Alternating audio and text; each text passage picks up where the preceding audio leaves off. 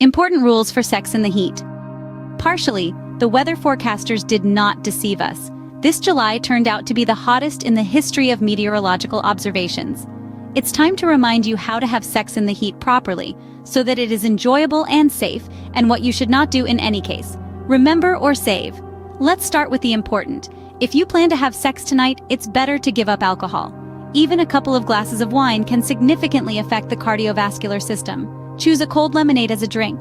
You can even get an ice cube from it to make oral sex much more interesting. Give up sildenafil, the active ingredient in Viagra and most other erection drugs, and its analogs. Take extra precautions. Fertility increases by an average of 15% in warm weather, especially in girls. Choose quality condoms. If you want underwater sex in the sea, river, or pool, I advise girls to douche with Myrmidon afterward to prevent infections.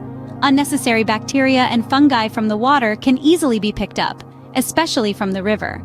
And if you are going to have sex on the beach, douching and a thorough shower afterward are mandatory. The sand that gets inside can cause a lot of trouble. Do not have sex directly under the air conditioner, especially for a long time. In the process, you will almost certainly sweat, and in the heat of passion, you will not notice how you catch a cold. We have finished with safety techniques. Now let's discuss a couple of life hacks that will make sex in the heat more pleasant.